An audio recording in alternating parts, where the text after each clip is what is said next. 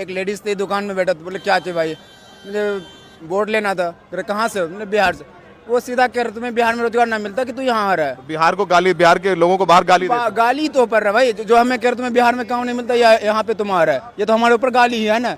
ये हमारे ऊपर नहीं, पूरे बिहार के ऊपर गाली है, सरकार के ऊपर गाली, क्योंकि सरकार बदलेगा तभी जाके होगा, जनसुराज आएगा तभी जाके होगा, ऐसे दूसरा भाई आपने बताओ, आप इस बार वोट देंगे कि नहीं देंगे इस बार चुनाव? वोट देंगे। इस बार छठ के लिए आ रहे हैं जो लोग हैं, वो किसको दे रहे हैं वोट? आप क्या करेंगे इस बार? क्या चाहते हैं कि बेहतर हो आपकी जिंदगी में बिहार में? देखिए, अगर किसी को लगातार आप सत्ता में रखते हैं, वो ताकतवर बन हो जाता, वो सोच लेता है कि मेरे अंदर ताकत है, मैं तो जीत ही लेता हूँ, जाने दे इसको, आने दे। कोई रोजगार नहीं, कोई बेरोजगारी पे बात, रोजगार पे बात नहीं, तो बेरोजगारी पढ़ाई स्टूडेंट, हम खुद स्टूडेंट है, ग्रेजुएट है, अभी बीएड कर रहा हूँ।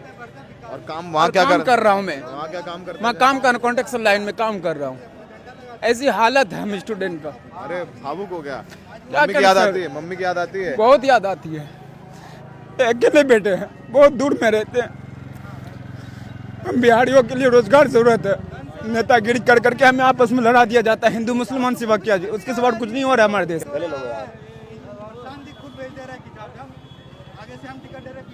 शाहिद भावुक हो गया, कह रहे हैं कि बाहर बिहारियों को गाली दी जाती है, मारपीट की जाती है, गलत व्यवहार किया जाता है। कह रहे हैं माँ के अकेले बेटे हैं और बाहर जाके काम करना पड़ता है। बीएड कर रहे हो? अभी बीएड कर रहा हूँ मैं हरियाणा से। हरियाणा से बीएड भी कर रहे हैं, पढ़ाई भी कर रहे हैं और काम भी कर रहे हैं। ये बिहारियों का दर्द है कि बाहर जाके कमाना पड़ता है। अगर हमें यही रोजगार बिहार में मिल जाता, हमें पढ़ने का अवसर है, हमारे पास पैसे नहीं है, तो हम काम करके पढ़ सकते थे, कुछ अच्छा कर सकते थे, लेकिन हमें ऐसा कुछ अवसर नहीं है हमारे पास। ये फिलहाल बाहर जाने के ये आंसुओं का बोझ, ये आंसुओं का बोझ सरकार के ऊपर है।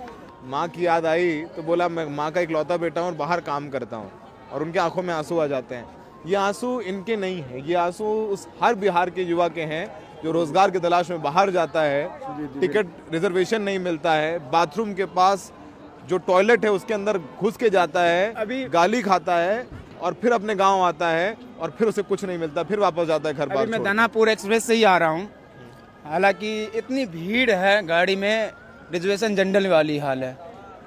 जैसे जनरल में ठूस ठूस के जानवरों की तरह भर दिया जाता है ना, जैसे कुंभ मेला में भगदड़ नहीं मच गया था भीड़ में, उसी तरह से भीड़ मचा हुआ ट्रेन में। रिजर्वेशन में एक जो लात मारा है इसको, ये उसको गाली करो, टीटी आ रहा है जबरदस्ती थप्पड़, भाई तू पैसे निकाल, जबरदस्ती फाइन मार रहा है, वसूली करता है। हाँ, जबरदस्ती फाइन मारता है 600, 700, 1000 रुपए, तब जाके आने। अलग उसमें बैठने के लिए भी जगह नहीं है, खड़े हो गए। मम्मी के लिए क्या लाए हो?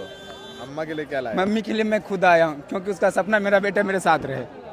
स्कूल का बस्ता छाप पर बटन दबाएं, जन सुराज को विजयी बनाएं।